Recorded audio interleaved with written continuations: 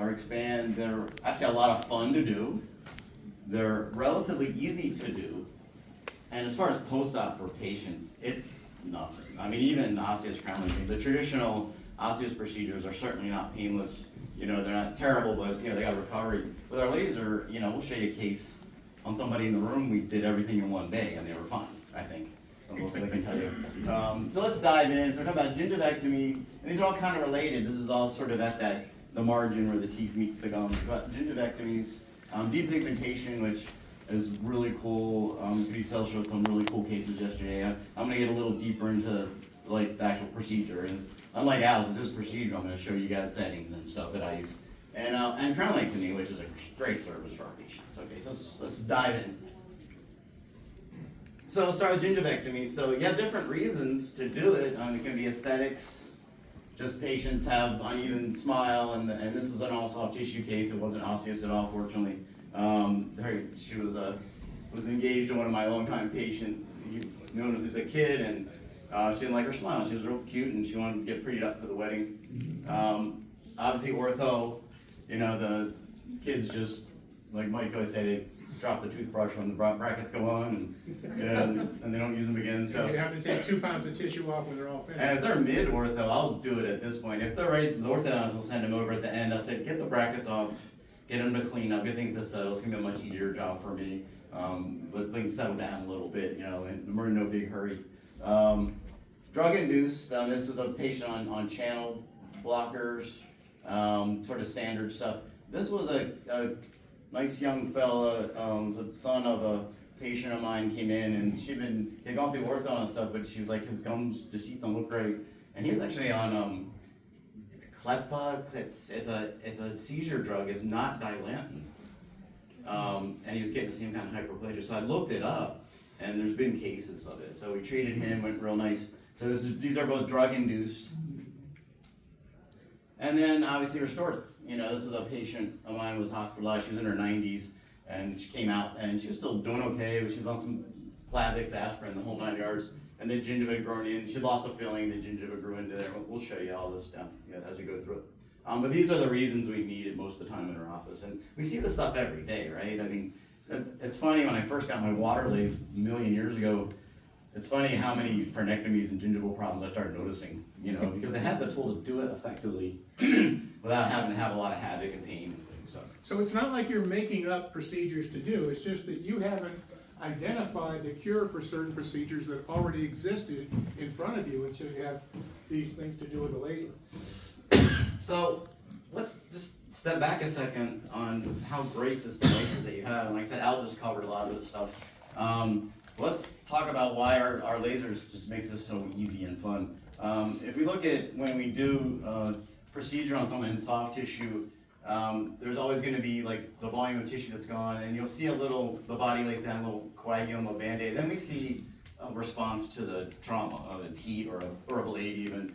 And if we look at different modalities out there, and CO2, you know, everybody says it's bloodless, I don't want bleeding. And your dentist, you should be okay with bleeding, but CO2s are great, but they're thermal, and they don't bleed because they're thermal and they cauterize a little bit. So that's going to make things a little more unpredictable to some degree because it's a much more thermal laser.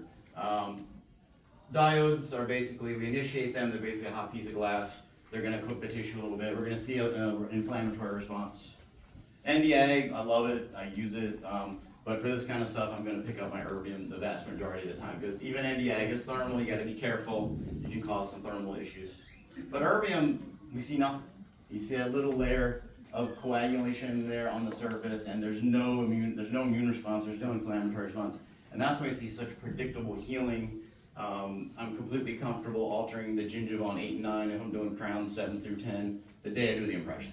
So what's the big deal about predictability? Well, you know, if you had recession that was exactly the same percentage or the same amount in every single tissue that you use the diode for, you could take that into account, but it's not predictable. All gingiva is not the same. So you don't know if it's going to be a 1 millimeter recession, a 2 millimeter recession, or a 3 millimeter recession. That's where Erbium shines, because there's no recession. So this is a cool study I dug up, like we were joking before. I was laughing at Al cutting meat in his office. Like, we all kind of need a hobby, like, we're a little too into this, I think. But I'm always digging up research, and this is a cool study. They just took a bunch of wavelengths on pig jaws and looked at how much, they had like imaging, thermal cameras, and they looked at what happened to the tissue. And what was really cool was they did a Azan stain, which shows you collagen's purple. So you can see how much collagen damage was caused by the different way. Now that's on a dead pig with no circulation, limited thermal relaxation. And the beauty of erbium is, even with the water off, you see almost no charring. And it has to do with the science, right? Because here's our chromophore curve, and lucky for us, erbium YAG has the highest affinity for water of any wavelength. Even those water laser machines, which I had one and I liked it, has only 1/3 the affinity for water. So what that means is, if it's not ablating because it's not a high affinity, it's thermal. And even with the water laser, we're going to see a little bit of thermal damage in there. With the water off, the water on. Look at our laser, the erbium YAG. Dry, one little layer of collagen damage. Wet, nothing. CO2 is thermal, you know, it's going to cause damage. And Nd:YAG, obviously, these are pigment-based lasers, and initiated diode are going to give you more thermal effect. Now, sometimes we want that, but when we're doing these procedures in soft tissue and bone, we don't want any thermal residue in the tissue. Yeah, and bone, of course. Now, I like this study. It was from a few years back, and there's bone research going back decades on both erbium wavelengths. It is really kind to bone. This was on people. This was a human study. They were able to harvest some bone, and the burr osteotomy, they saw a smear layer and empty lacunas, dead bone. And they actually used QSP mode, which is wild to me because QSP was invented to do fillings better. But you saw Al using it in soft tissue. We use it. You'll see me use it in soft tissue. They used it on bone, and there's no smear layer at all, and obviously decontaminated, and the bone's vital. So, you know, in the States it's a little behind us, but in the rest of the world, erbium is the way to treat necrosis, like medication induced. It's like treatment of choice, because you can cut bone and not kill it. And if you don't kill the bone, you don't need osteoclasts, okay? Now, I'm not doing a lot of that in my office, but I do a lot of crown lengthening and extractions, and I'm really happy that my laser doesn't kill bone, right? So think about how confident you can be, since you have an instrument that has only 2 possible outcomes for any given impact on bone or soft tissue. It's either gone or it's vital. There's no necrotic cells left to be avulsed by the body. So this is the science behind why this is so much fun and predictable to do, okay? So let's talk about what we do. So let's just talk technique. You know, I have a few, I don't video much as Al does, I try to, but his ones are great, but let's just talk a little bit of technique, how we approach these. So this is actually my nephew, and he had, his CEJs were buried, he was kind of gummy and small a little bit. He lost some weight, he wanted to show his teeth a little more. So the first thing you gotta determine is this osseous or just soft tissue. So I do numb for this, I get him numb, and then I take a nice flat perio probe and I confirm to myself that it's not gonna be osseous. If it is, we can do that too. But this was all soft tissue case, because where I was shooting to get the CEJ was still above the biologic width, so we were cool. So make sure you sound it, because if you don't, you just cut it off, it'll look great. 2 weeks later, it comes back because the body reestablishes width, right? It's very important. So this is the technique we use. Now an erbium laser it lights enamel too, right? Now we're using soft tissue settings here, but if you aim it right at the tooth and lop it off like a blade, like you would for a blade gingivectomy, you're gonna end up interacting with the enamel surface. Now it won't do a class 5 prep, but it'll etch that enamel for sure. Now if that's around a crown prep, I don't care, because I got margins there, I'm cleaning up and everything. We wanna be very careful. The beauty of end cutting instruments is we rest them on the tooth, and we just go back and forth. And it's end cutting, it's only coming out the end, it will not harm the tooth. So it's gonna reduce the edge of this, leading edge of this gingiva as you march it along on the tooth. Nothing's gonna happen to the tooth because there's no energy emitted out the shaft of the tip. So since it was my nephew, I did half of it, took pictures, which I don't do that on paying patients, but just showing you what I was shooting for as far as my goal was to get closer to the CEJ, show you more of the full enamel, get things prettied up a little bit. And I do the gingivectomy first. Now when you're done your gingivectomy, you establish your margins, the tissue's gonna be bulky because it's like a triangle, right? So if you lop it off, it's got a big ledge on it. Then you gotta sculpt it, okay? You gotta do the gingivoplasty second. The analogy we always use is, it's like festoon in a denture in dental school. We talk about this in Fast Start. You remember in there in the lab with your buddies and you got their hot instruments and you made the dentures look really pretty. The nice thing about erbium is it's so controllable and kind and non-traumatic that you can literally sculpt tissue, and you're in there with your loops doing this and you're you're zoomed in too much. Sometimes I just pop my loops up and I stand back and just, kind of eyeball it a little bit. Like, are we getting in the right place? And it gives you time. It's not a one and done. You're using a blade, it's like, man, you better get it right the first time. With your laser, you got time. You can take your time, you can sculpt, you can shape, you can revisit it in a few weeks if something doesn't look quite right, okay? So that's the beauty of this, is being able to literally festoon the soft tissue. So when you're festooning and you're doing a gingivoplasty, then you can go perpendicular to the tooth as long as you don't go all the way through the gingiva, which you're not gonna do. You're just going through enough so you can taper it nice to the edge. And you'll see, I do a video doing that on a hyperplasia case. You'll see the technique we're talking about. So be very careful of the enamel. All right, don't aim right at it. But as long as the tissue's covering things, you can sculpt your heart's content with chisels and cylinders, whatever makes you happy. So I went ahead and finished, and then I went in and sculpted, and this sort of pinpoint bleeding is what you want to see. That's perfect to me. I've thinned the tissue out, I blended it, I make it look nice. They're oozing just a little bit. And post-op on these is, we give them a little saline just to pat them on the head, make them feel better. They don't really need that, but we say, avoid hot, spicy foods for a couple days, relatively soft diet. The main thing, it doesn't hurt at all. I don't want to bite into a Chuck E. Cheese that's 900 degrees and just fry everything for her. So we kind of warn them to be careful, because we tell them, you're not going to have a lot of discomfort. It should be controlled by Tylenol or Motrin or both. If it's more than that, give me a call, because I need to know something's wrong. They don't call. Doctor, what would you use if the patient has a bracket, since you cannot like sit on the tooth? Well, if they're still in ortho, it's tricky, but you can get in there. Just, you gotta be very careful with your angles and stuff, because the bracket's kind of in your way. Yeah. It's very tricky. It's a lot easier after the brackets are on. That's why I usually, unless it's a mid case and they still got 2 more years and they got all this monstrous tissue, which a lot of times makes it easier because you can just cut right through it. I like the brackets off and let them heal for a month, and because it's a lot easier at that point, and much easier. All right, so here's our settings. This is now it's funny, once again, talk about settings. Al loves like SSP with lots of water and soft tissue. He likes the way it cuts. I kind of like the way it cuts, but I tend to prefer the SPLP in my soft tissue. It's totally choice. So that's why we always kind of chuckle when people, what's your settings? It's like, well, hey Mike, what's yours? What's mine? What's Harvey's? We all use different settings. This is a range that I like. I usually start with LP and go left or right depending on how the tissue is responding. Now, you could use tipless for that. It's a lot, I always use the tip because I have more control if I'm going closer to the tooth.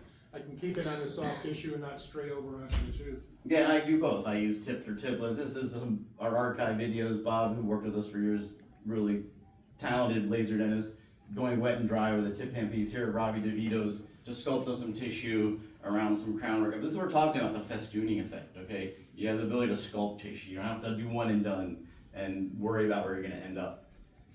And it's a range, and why is there a range of settings? And like I said, we could put out settings up here using SSP and stuff, right? One, there's a range of tissue, right? Have you ever seen 2 patients with the same gingiva? And there's a range of dentists. Some of you might wanna be really controlled and move slow. Some of you gotta get the kids to soccer and you wanna crank it up. And now what do we do, just as to get you thinking about settings though, if I go in at, let's say, LP and start doing frenectomy or whatever, and doing my tissue, and it's just too slow for me, the easiest way to increase power, double your peak power, go to SP. You just went from 600 to 300 microseconds. You have twice the power immediately without changing anything else, because shorter the pulse, the higher the power. Now, the guiding directive through all of this, no matter what we're talking about with either soft or hard tissue, is watch the tissue. Always watch the tissue. You don't have any tactile feedback. You have great visible feedback, so you can watch the tissue and just make an evaluation of it. Is it doing what I want it to do? And here, like you see Bob, he's doing both wet and dry cuts, and Al mentioned that too. My personal approach is I have the water. If it's really bulky, gingivectomies, I tend to just have the water on the whole time, but if it's real bulky tissue like that, I will go dry first, but I always finish wet. And why I do that is I want to make those last passes on the tissue or bone, whatever, to always be like the least traumatic as possible. So I have the water at the end. And in the past, you've seen us do the same thing with frenectomies, dry first because it's quick, and then follow up with wet. And then if you need more power, just go to a shorter pulse or increase your millijoules. That's the way we cut faster. And if you want to sculpt things, my favorite way to sculpt, you'll see it in the video, I just hit the QSP button, and like Al said, you have 100 hertz laser now with lower peak power, and it sculpts beautifully, gives you a nice smooth finish. The nice thing in soft tissue is all those little tags and peaks and valleys smooth out in a couple of days, but we're dentists, we like things to look as pretty as possible when we're doing. So once again, think of festooning the tissue, and you see, both these guys, who are great laser dentists, you see them sculpting, you know, they're not just lopping stuff off, and that's kind of the approach you wanna take, and that's why it's so much fun to do this stuff. And you know, the first time you do it, when you get to the gingivoplasty part, don't think that you have to do that fast. You'll actually build to whatever speed you're comfortable with. But go ahead and start off slow so you can watch what happens with each pass. So you're just doing, as Steve said, it's a real finesse procedure, so you can watch it change in front of your eyes. So this is a couple of my patients. This fella he got out of the loop because of COVID for a little bit. He came back with some little bit of hyperplasia. He'd been put on a antihypertensive, you know, a channel blocker. This was patient came in. Actually, my stepbrother's kid came down from Pennsylvania. He had a class 5 that we were working on. The gingiva had grown into it. This one I numbed. Okay, I got him comfortable with some mental infiltration. He was nothing here, not even topical. Okay, but this is tip versus tipless. And when I'm doing a class 5, I'm not worried about hitting the tooth there because I'm going to finish it with my laser at the end and all. But when I'm doing this stuff, I'm real cautious about not interacting with the enamel surface here, okay? So we're doing that, using the tooth as our guide and cutting tip, but then the shaping, you'll see me go every angle. So here I'm just, and the cool thing about the laser, it cuts, the tip's not cutting, right? The light is, so it cuts on the backstroke too, right? So you see me working backwards and it's cutting as I pull away and as I go forward. And here I'm just aiming my laser, I'm just getting space. I'm freeing the margin up, it was subgingivally grown in there, so I can have control over my class 5. So this is tipless, works great, we're sculpting the tissue, total control, a lot of fun.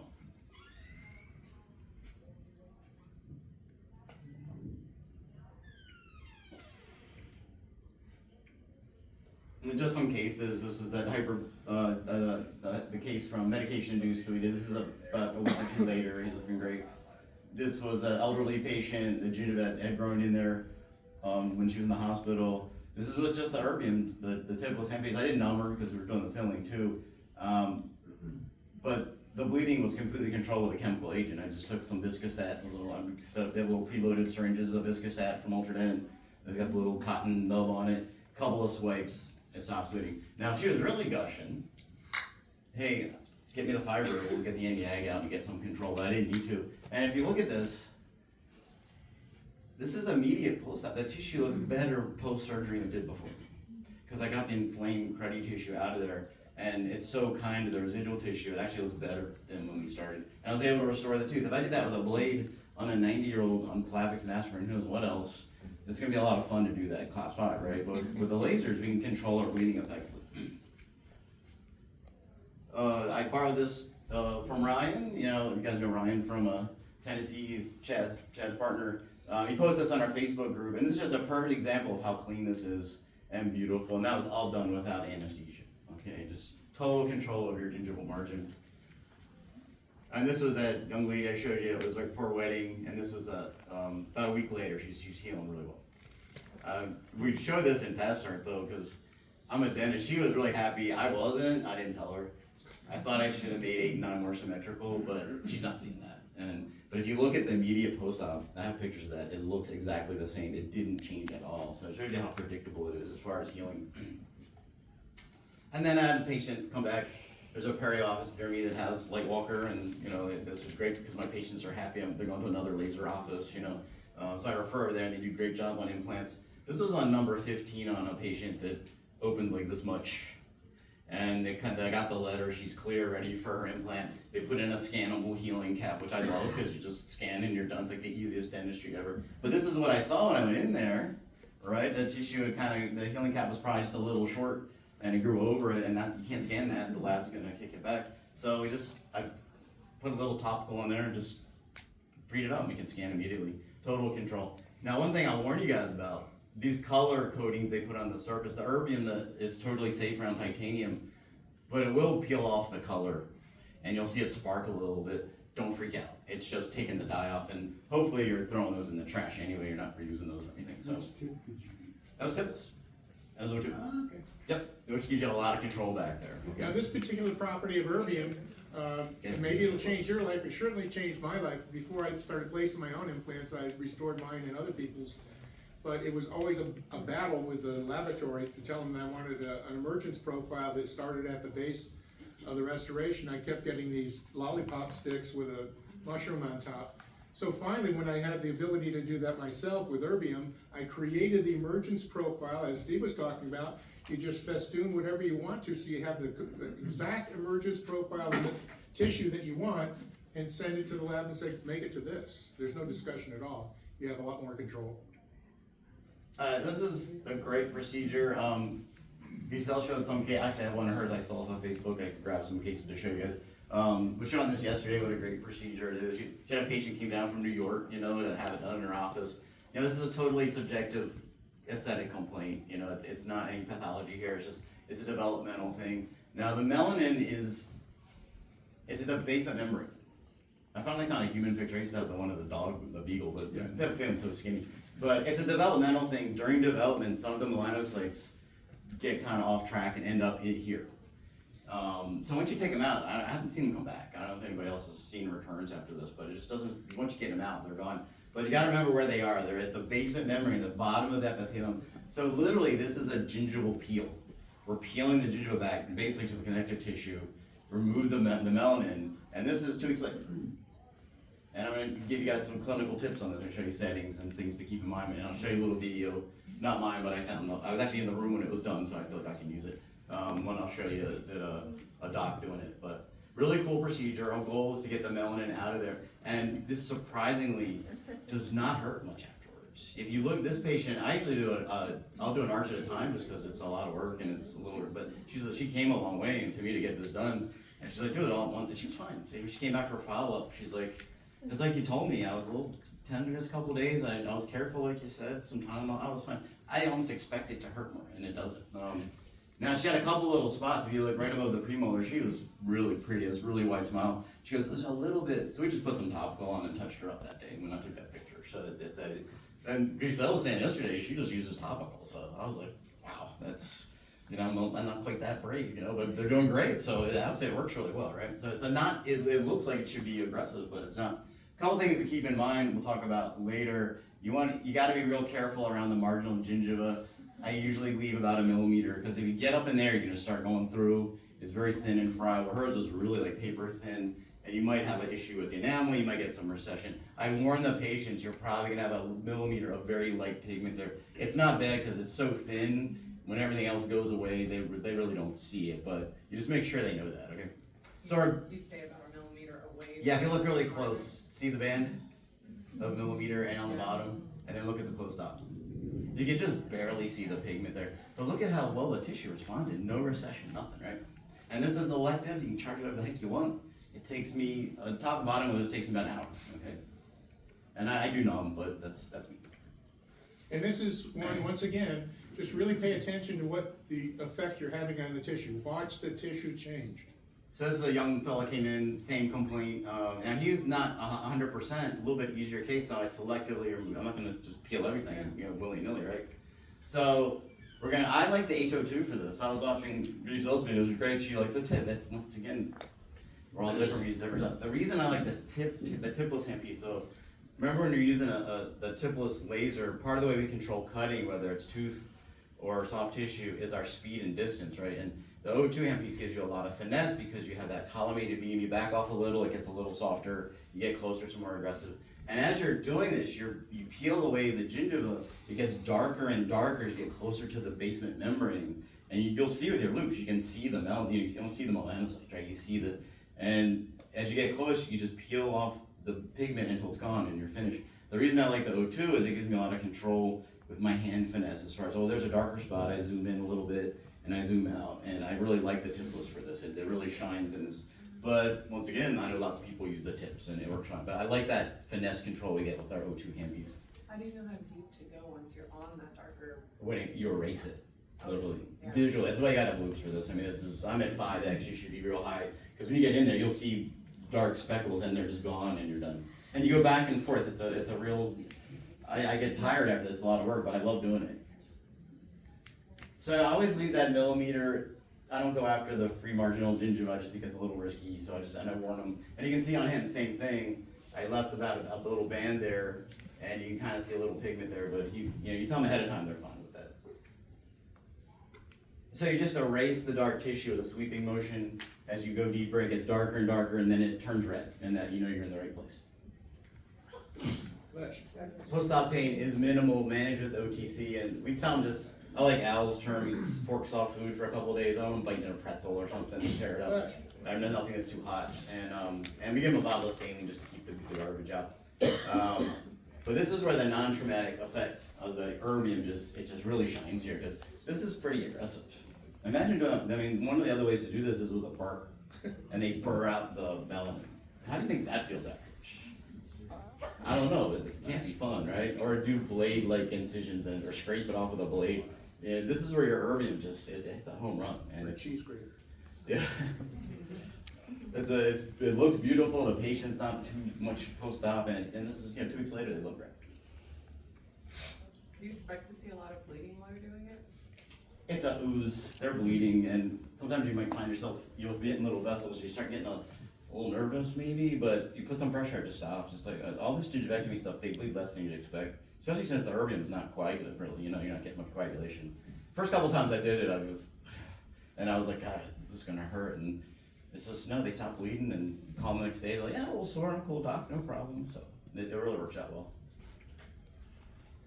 So this was, I remember training this doc, Dr. Callis, he's down in Northern Virginia, I did it in-off, he's got a real nice aesthetic practice, doing all kinds of LVI stuff. And he had a large patient base, that this was one of the demands, one of the reasons he got the laser. So this was actually when I was training him, his office manager videotape, put it on their Facebook page. So like, hey, look at the new thing we have, And it actually was good, because I just don't have a good video of this, and he was doing the same technique, all right? I was over his shoulder, basically showing him what to do, and that's the technique. See that just sweeping motion, just slowly peel it away, and you're good to go. I think we did like 2 that day. This was part of his training, and he had this really cool. If you have a high, this is one of Bricelle's cases she showed it yesterday. So I just grabbed some cases off of Facebook, show what our docs all over the world really are doing, because our Facebook group, if you're not a member, is worldwide. You make lots of friends there. It's been really a lot of fun. And this is what it should look like afterwards. Same kind. It's kind of cool. It's before and after. The melanin's gone, okay, and the tissue's sort of whitish or reddish. The crown lengthening is one of our favorites. Okay, so there's lots of reasons to do this. Like Al showed you a case where up in the anterior to make the tooth longer, and doing full-blown cases with flaps. You can do that. Most common need in my office is patient comes in, new patient, had pulpitis off the endodontist. Yeah, pips or sweeps or whatever. I'm not touching that thing. Okay, that's for I'll send it to Reed if he was down the street, but that's for my endodontist to do. But they're gonna come back, they have a restorative problem. The caries is in the biologic width. We need at least our 3 millimeters. Right, so you need 2 millimeters for the width, millimeter sulcus. If you shove a crown in there, you're gonna have problems. It's gonna get inflamed, it's gonna bug the patient, you may start getting a perio defect. So the beauty of the laser is we can do this really controlled. I usually personally wait 2 weeks. I rip out all their filling. I lay my little pocket flap we'll talk about, so I can really see everything. I do a build up under the flap. I let it heal 2 weeks, and then we do our crown 2 weeks later, and same day crown. But you can do it the same day. We'll show you a case where we did that. And the settings I like to start at, now, talk about variable tissue, I said no 2 people have the same gingiva, no 2 people have the same bone either. So I start here, remember Al said we put the settings in the safe zone, open, as the preset, so you start, you're unlikely to harm people. But you get in there, sometimes 50 millijoules is enough to break up the bone, sometimes it's just bouncing off, because it's so much bone density. So you just dial up your energy if you need it, okay? Now, what we use here, it's funny, I got a kid out because he used the closed term again. I get triggered by the term closed crown lengthening or flapless, because it's implying that it's not a flap. It is. It's just degrees of flap. And the thing we don't want to do is just shove a tip in and start knocking bone off. Oh, I did my crown lengthening and put it back, because if you're not getting the anatomy right, the rules don't change as far as crown lengthening goes. You're going to create a vertical defect, right? If they got a big ledge of bone or whatever. But what we say is that, and that's just a joke about the close stuff, but we have fun with that. We have an end cutting device, so we can drop into the sulcus and do all work on the bone to our heart's content. It won't harm the flap, it won't harm the tooth. And typically we flap so darn much to do crown lengthening or surgical extraction, obviously to get access, but the other reason we do it, it's all you guys know and don't think about, is to protect the flap, right? Because if we're too close, we burr up a flap, and we've all been there, most of us have, and that's not a fun place to be. And you waste a lot of mental energy, you and your assistant, subconsciously, you're not thinking of this, but you spend a lot of mental energy during those procedures protecting that flap. Well, now I have a device that can go in our pocket flaps or envelope flaps or minimally invasive flaps, and we don't have to worry about the soft tissue anymore. Remember, there's Takes a no lot of the energy stress out. coming out of the shaft of the tip. So once you put it down there, you can actually use the shaft of the tip to lightly reflect some of the soft tissue, so you can see to the bottom of where you are, and you can see the difference in the bone as you're using it. So the minimally invasive flaps that we do, you flap as much as that tooth tells you to. If it's just a millimeter of bone off the buckle, you don't have to do much. But if you got a big buckle shelf on 18 or 19, and they broke into the interproximal, you're gonna have to open that up more. And I'll show you the different types, but you open up as much as that tooth dictates to get, because you still gotta do the crowning thing right. You can't just shove a tip down and pull it out, because that's not good, okay? But some teeth, that's real easy. Some teeth you gotta do a little more. But I rarely ever have to do any releasing incisions. Most of the time now, I don't even suture. I'll coagulate the NDA, put some periacryl on, and send them out the door, and they're fine without even a stitch. okay? Another aid that helps you know where you are, go ahead and determine how much bone you need to reduce. Suppose you decide you need to reduce 2 millimeters. Take your tip and sound to the bone, and then take a nice narrow Sharpie and mark it right on the barrel of the tip, 2 millimeters past the crest of the tissue. So now when you're reducing the tissue, when that mark hits the crest of the tissue, you know you're down far enough. And I'll show you a video that does that in a minute. It's a cool little trick. So I have my laser set at 50 millijoules. That's the presets on the ones in the States now for crown lengthening. You want your water high and your air low. Never cut hard tissue without water ever, tooth or bone. Remember, erbium lasers use the water in the tissue. They use photoacoustic explosions, right? It's rapid expansion of the water to break the tissue up, to pulverize it. We're not vaporizing. It's one of the big advantages to us over a CO2 hard tissue. They vaporize our tissue, okay? Never cut dry. And the water's job, just a quick tip for you guys. We all think water flushes and cools, which it does, but the water's primary job in hard tissue is to keep the hard tissue hydrated. We have a video we do in Fast Start where I cut a tooth wet and dry. When I cut it wet, I cut a root, get a beautiful groove. When you cut it dry, it starts turning brown. Because what happens is the hard tissue dehydrates. There's no more water in it to expand and break it up. And what else does erbium? Erbium loves water. What does it like? It likes hydroxyapatite, right? But when we're doing hard tissue, we're counting on the water to cut the tissue, the expansion of the water, right? Well, if the water's not there, what's gonna happen? The hydroxyapatite starts absorbing the energy, and you carbonize the hard tissue, which is dead, right? So it has to be well hydrated. So for bone, I like my water at least 4, and its job is just to keep the water at the tip as we're under these flaps.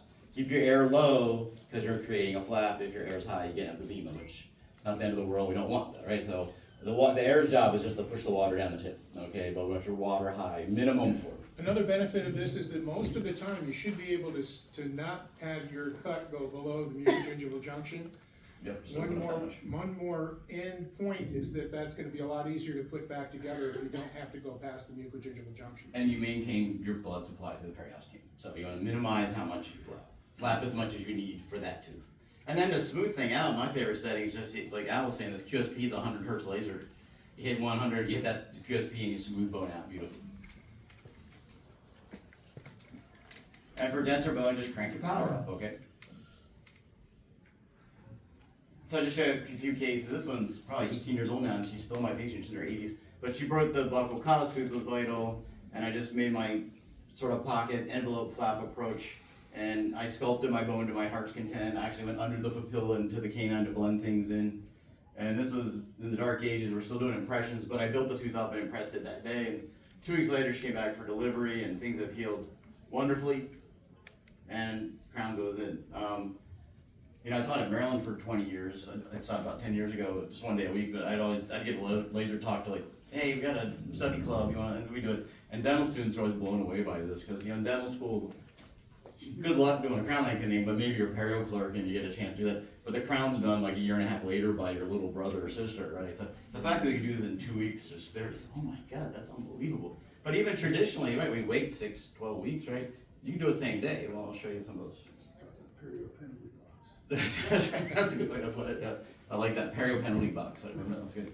So patient came in for checkups. You busted the tooth a month before, wasn't bugging her. When you see that gingiva growing in, the body's telling you it needs crown lengthening, and it's trying to reestablish biologic width.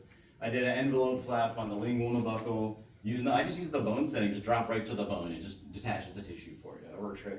And, but I didn't do any releasing. As a general dentist, I'm not crazy about big old flaps on the lingual. I get a little anxious when they swallow and the flap goes down their throat, and I see arteries and all this stuff down in there. Like, I do this, like, I wanna stay above that mucogingival junction, like Mike said, when I can. It really makes life so much easier, and it's easier to put back together. So I got in there, I was able to shape my bone, I removed the old filling, so it helps me get in there, gives me access. And I just put a band on under the flap and build it up.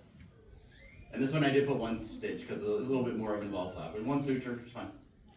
This was a month later, because this is an older case where I'm doing impressions, but plenty of ferrule, everything's where I want it to be, we got, good response. She's a manager at our local Costco, not my practice, and this was at least 12, 13 years ago. Two's still there, it's working. That last one I showed you, I was presenting, and the guy I knew was a year behind me at Maryland, was a periodontist. This was like years ago. You can't do that. You can't. And I'm like, and now it's like, she's like 18 years out, right? It's still there. I'm like, just sending him a picture. Like, you can't do that. But like, what do you say, Mike? Like, if you did the stuff people told you not to do, we wouldn't be here right now. Yeah, it's a good thing I didn't know that 15 years ago. Yeah, All those it's successes wouldn't have happened. And our failures too, we talked about that. So this is Mike, okay, and any of you taking Fast Start, Al teaches on Friday morning typically from like 8 to noon, and then we have lunch break, and Mike and I pop back in and keep teaching like the day before. And we were in Tennessee at Dr. Edwards' office, and a couple years before, Mike had a bridge come out, right, and I took the molar out in my office because we were still doing the Baltimore courses, and I think you were having a burger and a beer that night. You did a laser-assisted extraction, which is a whole nother lecture, we can talk about that. And he did great, but he wants to save this tooth. His partner's gonna maybe do some implants down the road or whatever you're thinking. But the tooth was stubby, you had broken it, but it was vital, right? Yeah. It was painless. Yeah, Mike's got roots like down to his knees, it had a nice long root on it. So we went in at 8 in the morning in Chad's office. He had a microscope on loan at the time, so we were able to videotape. And we did his crown thing. Chad jumped in, built it up, prepped it, scanned it, milled it, zirconia crown, and Mike was lecturing at noon with his new tooth. And he sounded fine, Well, as good as I ever would. Yeah, he's speaking great. So, and this is our training video in Fast Start. Like, it just walks you through, okay, make sure after they're numb, sound them, find out where the bone is. It's not always where you think it is. And start getting an idea where you need to go. So I like to start with a variant tip because it's 0.6 millimeters. It's really good for getting in there, nice and controlled. And I start working on my bone in we call it the sewing machine approach. You kind of tap at the bone. Well, we do that because one, as you're going back and forth, the laser really cuts the best about 1/4 millimeter off the tip or a half. You're kind of at that sweet spot. Also, you don't get stuck in the bone. If you start digging in there, you get hung up. And this is a very light technique. The tips don't cut, and whereas dentists, we feel this instrument in our hands, we start banging at stuff. What do you say, Mike? It doesn't make the leg go faster. 186,000 miles per second is the speed of light. If you press any harder on that tip, it's not going to go any faster. And you actually feel the bone giving way, you'll feel it drop. And that's one of the things about this, is there is a tactile thing to it, which is dentists we like. And a lot of laser stuff, we don't get that.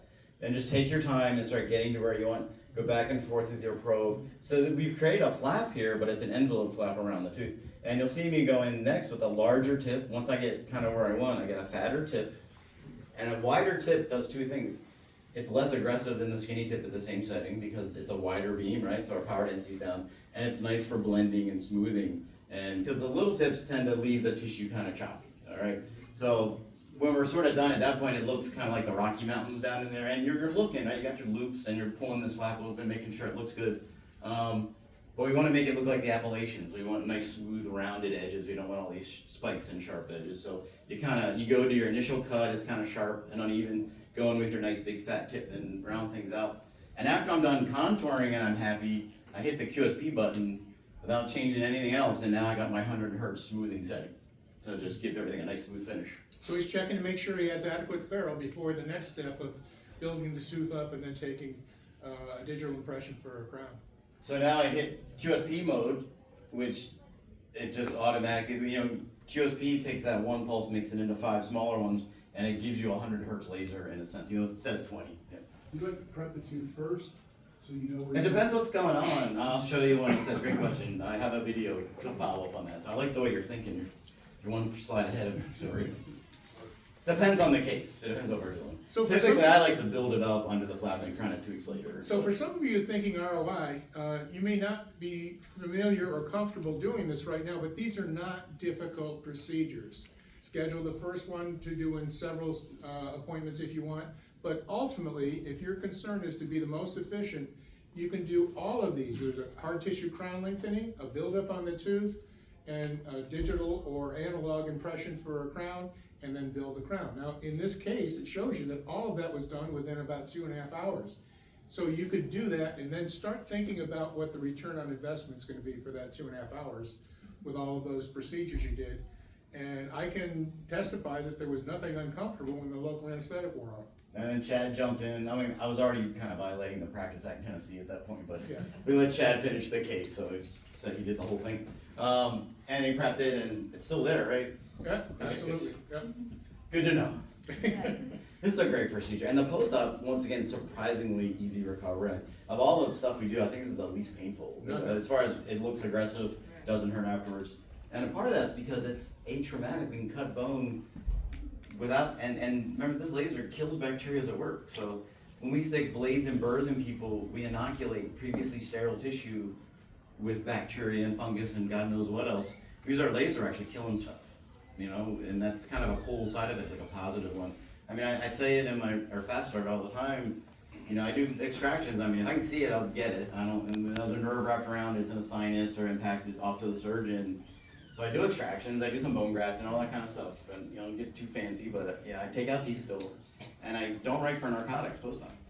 I haven't for years, and I rarely write antibiotics. I mean, if they're a high-risk patient or is really infected, they're diabetic, whatever, I'm gonna give them some antibiotics. But I rarely do that, and all the narcotics I write are typically people come in distress. I write like 10 a year. If you add up the DEA license and the software we have to use now, I think my narcotic prescriptions cost about $40 a pop, you know, maybe you'll do that. But they don't need it, and I tell them, with this I say, hey, you're gonna be a little sore, Tylenol, Motrin, alternate, whatever works for you, rinse like we tell you.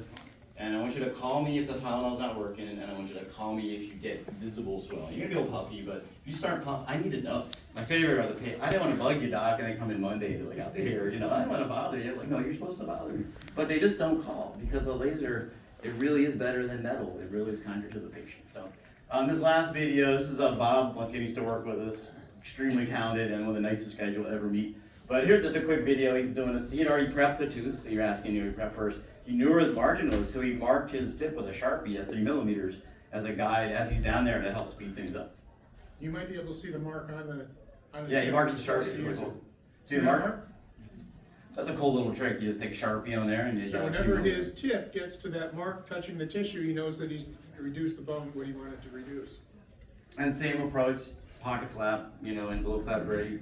The end cutting abilities of our Lightwalker really saves a lot of collateral damage on our patients. That's why they heal so good. And we get great results and heal predictably and all that stuff. So, you know, leverage the science. You know this thing cuts atraumatically, it kills stuff, it has end cutting tips. You guys know the physics, you know the biology. Leverage that to get better results in your patients. And happy patients there's nothing better than a lunchroom referral. I mean, I had one patient come in, said, oh, she got referred by the guy across from her at the lunchroom at work. She said, they told me I have to get this crown lane out. I go to the periodontist, they're gonna cut my gums and drill my jawbone and all this stuff. And he's like, I'm the biggest chicken, and he is the biggest chicken in the world. He said, my doc did that with his laser, it's like nothing, and I hate the dentist, and he says, a piece of cake, and she became my patient. So it's a great internal marketing tool as well. So that's it. Thank you.